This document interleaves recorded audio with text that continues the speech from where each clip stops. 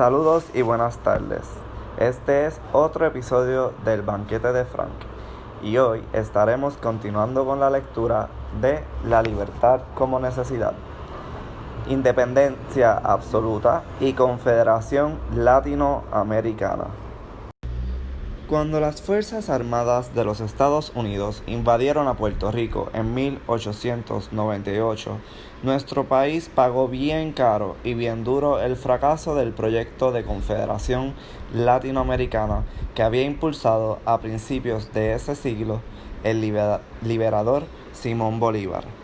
Bolívar, venezolano y el más grande de los libertadores revolucionarios latinoamericanos del siglo XIX, intentó en 1826 unir los recién liberados países latinoamericanos en una confederación.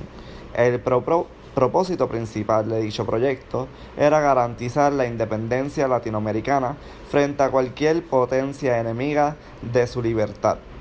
Una constelación increíble de dirigentes revolucionarios: Tupac Amaru, Micaela Bástidas, Toussaint Louverture, Alexandre Pétion, Padre Miguel Hidalgo, Padre José María Morelos, José Artigas José de San Martín, Antonio José de Sucre, Antonio Valero y otros, y también una verdadera constelación de pueblos heroicos habían abonado ya el terreno de la libertad. Nota al calce sobre Antonio Valero. 1. Puertorriqueño natural de Fajardo, veterano condecorado de las guerras de independencia de España y de México, y junto con Sucre, uno de los grandes generales de Bolívar en la guerra liberadora del Perú. De su conducta en combate se dirá: el general don Antonio Valero, jefe de Estado Mayor de los patriotas que en 1825 asediaban el Callao, valía por su inteligencia, denuedo, actividad y previsión casi tanto como un ejército. En el campo de batalla, Valero, como todos los bravos de la patria vieja, era un león desencadenado. Preparó en 1824 un plan para independizar a nuestra isla de los españoles e integrarla a la Gran Colombia, Venezuela, Colombia, Ecuador, bolivariana. Fue leal a Bolívar hasta su muerte. Pero la cosecha de la Confederación no se daría. Los intereses económicos de Inglaterra, Estados Unidos y la explotadora oligarquía terrateniente y comercial norteamericana impedirán su realización.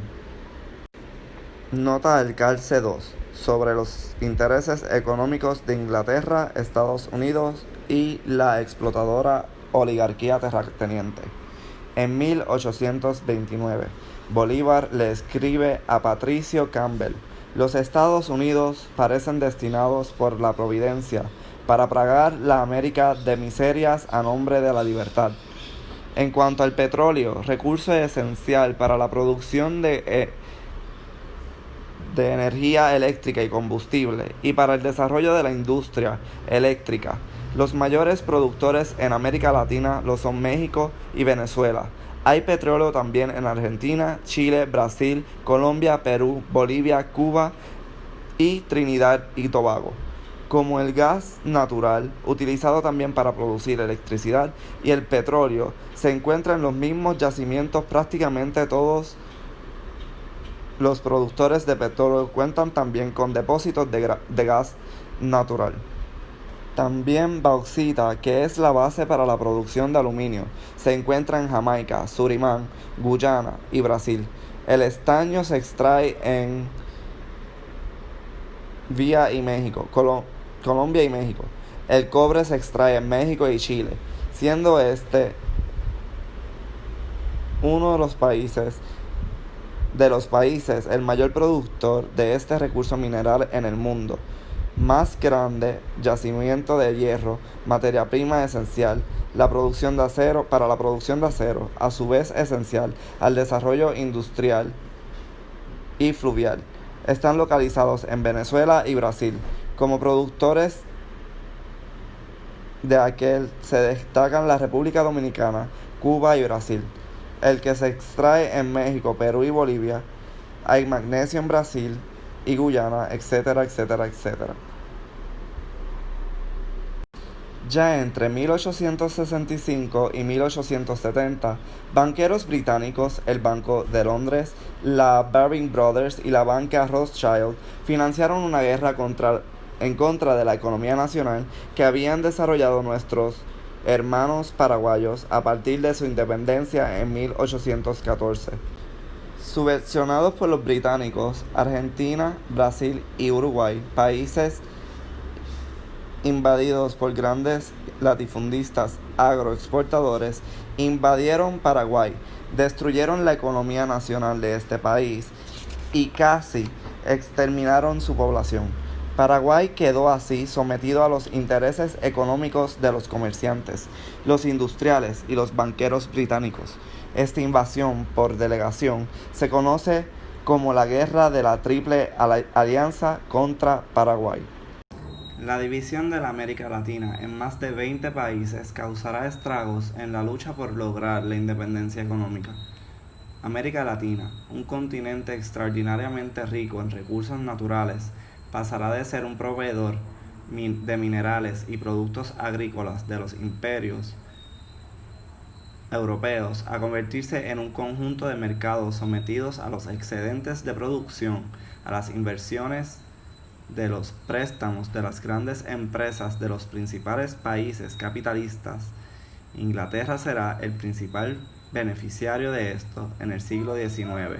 Los Estados Unidos tomó su relevo durante el siglo XX. Para garantizar los intereses económicos de grandes empresas norteamericanas, el gobierno de los Estados Unidos realizará desde fines del siglo XIX una serie de agresiones militares en contra de América Latina. Ya en 1848 le había hecho la guerra a México para impulsar los intereses de sus latifundistas, productores de algodón a base de mano de obra esclava, robándole a este país latinoamericano la mitad de su territorio nacional. Nota al calce 5. Lo que hoy son los estados de Texas, California, Colorado, Arizona, Nuevo México, Nevada y Utah. Vuelvo a la lectura. En 1898 invade a Puerto Rico para impulsar inicialmente los intereses de grandes productores de azúcar y de tabaco, entre ellos la American Sugar Refining Company y la American Tobacco Company. De 1912 a 1925 y de 1926 a 1933 invade Nicaragua para proteger los intereses de las firmas Brown Brothers and Company y Seligman Company, banqueros de Nueva York. De 1914 a 1916 y de 1918 a 1919 invade México nuevamente para proteger los intereses de inversionistas norteamericanos en las ramas de petróleo, la Standard Oil Company, entre ellos, tierras, minas y producción de caucho. Nota al calce 6 sobre Standard Oil Company, del grupo Rockefeller. Vuelvo a la lectura. De 1915 a 1934 invade Haití para proteger los intereses del National City Bank de Nueva York. Nota al calce 7 del grupo Morgan. Vuelvo a la lectura. De 1916 a 1924 invade la República Dominicana para proteger los intereses de la firma bancaria Conn Loeb Company. Nota al calce 8, eje del grupo del mismo nombre, con relación a las agresiones imperialistas norteamericanas sobre Centroamérica y el Caribe entre los años de 1909 a 1923, General Smedley Butler, en testimonio frente a Congreso de los Estados Unidos en 1935, declaró: he servido durante 33 años y 4 meses en las unidades más combativas y de las Fuerzas Armadas norteamericanas, la Infantería de Marina. Pienso que durante este tiempo actué como un bandido altamente calificado, al servicio de los grandes negocios de Wall Street y de sus banqueros. En 1914 contribuí a darle seguridad a los intereses petroleros de los Estados Unidos en México, particularmente en Tampico. Ayudé a hacer de Haití y Cuba países donde los señores de National City Bank podían acumular sus beneficios en paz. Entre 1909 y 1912 participé en la limpieza de Nicaragua para ayudar a la firma bancaria internacional de Brown Brothers. En 1916 llevé la civilización a la República Dominicana por cuenta de los grandes azucareros norteamericanos. Fue a mí a quien correspondió ayudar a arreglar en 1923 los problemas de Honduras para darle seguridad a los intereses de las compañías fruteras norteamericanas. Vuelvo a la lectura. En 1954 auspicia un golpe de estado militar contra el gobierno de Guatemala para proteger los intereses de The United Fruit Company. Nota del cárcel 9 del grupo de Boston. Con relación a esta agresión militar en contra de nuestro hermano guatemalteco, Felix Green, en su libro El enemigo, lo que todo latinoamericano debe saber sobre el imperialismo, nos señala lo siguiente. Tomen nota de que los Estados Unidos intervinieron en Guatemala en nombre de la United Fruit Company. John Foster Dulles, secretario de Estado de los Estados Unidos en aquella época, había sido durante largo tiempo consejero jurídico de dicha compañía. Su hermano, Allen Dulles, director de la CIA, también en aquel entonces había sido presidente de la United Fruit Company. Henry Cabot Lodge, embajador de los Estados Unidos en la ONU, en aquel tiempo figuraba en la junta de los directores de la compañía. John Morse Cabot, entonces secretario adjunto de Estado para los Asuntos Interamericanos, era un gran accionista de la United Fruit, y Walter Bedell Smith, director de la CIA, antes de Dulles, fue nombrado presidente de la United Fruit Company, cuando fue derrocado el gobierno de Arbenz. Vuelvo a la lectura. En 1964 auspicia otro golpe de estado militar contra el gobierno de Brasil para proteger los intereses de Hanna Mining Company y Bethlehem Steel. Nota al cárcel 10. Esta última de los grupos Conloy y Rockefeller. Vuelvo a la lectura. En 1965 vuelve a invadir la República Dominicana para proteger los intereses de la National Sugar Refining Company.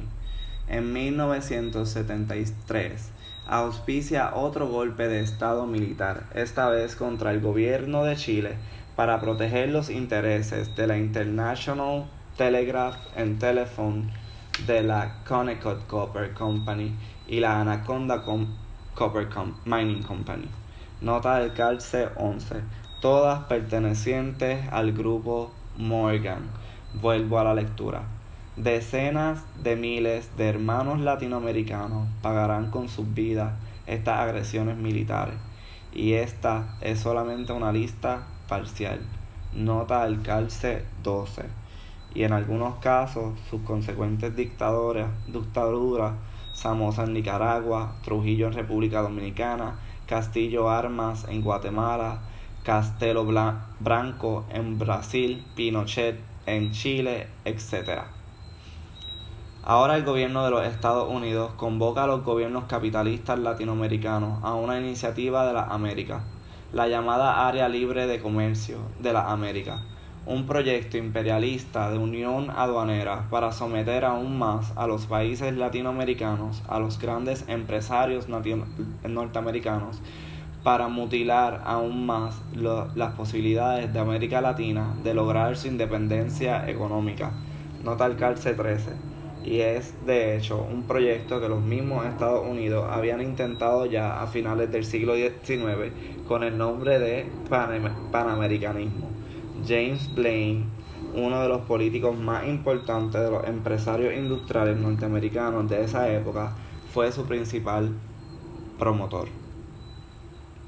Hemos señalado ya que la clase trabajadora puertorriqueña necesita de la independencia absoluta de Puerto Rico, de una democracia participativa y de una economía nacional completamente desprendida de los préstamos y las inversiones de los empresarios y productora de tecnología, alimentos, maquinaria y barcos. Necesita también, para consolidar su independencia económica, al igual que y junto con nuestros hermanos trabajadores latinoamericanos, de una confederación latinoamericana con base en democracias participativas y economías nacionales, para establecer de forma definitiva e irreversible las coordenadas de este proyecto. La clase trabajadora puertorriqueña tiene que adoptar posiciones propias de él, posiciones de independencia absoluta frente al imperialismo, la clase empresarial puertorriqueña, sus alternativas de estatus, sus políticos profesionales y sus instrumentos de dominación. El medio, ya se ha dicho, no es más que un momento del fin que se está realizando, que se está consiguiendo. Nota al cárcel 14. Antonio Gramsci, italiano, uno de los más grandes dirigentes revolucionarios de la clase trabajadora de todos los tiempos. Esto implica, en primer lugar, el negarle todo y cualquier auspicio a cualquier consulta, plebiscito, referéndum, transferencia de poderes, asamblea constituyente, que incluya alternativas a la independencia absoluta. Como hemos expresado, la libertad de una nación nunca se lleva a votación. En un país bajo ocupación militar, el antiimperialismo es una cuestión de principios y una necesidad absoluta para la clase trabajadora. Auspiciar la participación en cualquier proceso que lleve la independencia a votación lo que hace es legitimar alternativas propias del imperialismo y de los empresarios coloniales, erosionar el entendimiento de la independencia absoluta como una necesidad de la clase trabajadora y colaborar con la ocupación militar norteamericana sobre nuestro territorio nacional, y someter que la autonomía puede transformarse en una vía que desemboque en la independencia es precisamente el desmache de este sabotaje a la lucha por la independencia absoluta. Implica, en segundo lugar, el negarle todo y cualquier auspicio al proceso electoral colonial con los imperialistas y sus socios subordinados. Los empresarios puertorriqueños reproducen y legitiman el coloniaje, contribuyendo así a la consolidación de todo el aparato opresivo propagandístico y explotador del imperialismo sobre la clase trabajadora puertorriqueña. Y, por último, implica asumir una posición de no colaboración con los instrumentos de represión militar, policíaca y judicial del imperialismo y de sus subordinados coloniales, de no auspiciarlo, en caso específico, del gran jurado, policías y fiscales federales. Esto implica el negarse a contestar preguntas, entregar documentos o muestras materiales o someter a ruedas de identificación. Nota al cárcel 15. Firmes en la no colaboración, Comité Unitario contra la Represión. En otras palabras, impedir que mediante el auspicio del instrumento represivo, unos luchadores que colaboran sean utilizados como ejemplos por los tribunales imperialistas para encarcelar a otros que se niegan a colaborar, cosa que ya ha ocurrido. Al igual que Betances, Bolívar murió consumido en dolor ante el fracaso de su proyecto de confederación, pero su vida de dirigente revolucionario inquebrantable por la independencia absoluta de la Gran Colombia y por la Confederación Latinoamericana, y la riqueza en experiencia acumuladas por la clase trabajadora latinoamericana en sus luchas de liberación, a partir de entonces señalan a un futuro de libertad. La Confederación Latinoamericana, con base en democracias participativas y economías nacionales, es ese futuro. La libertad como necesidad. Publicada en 2005.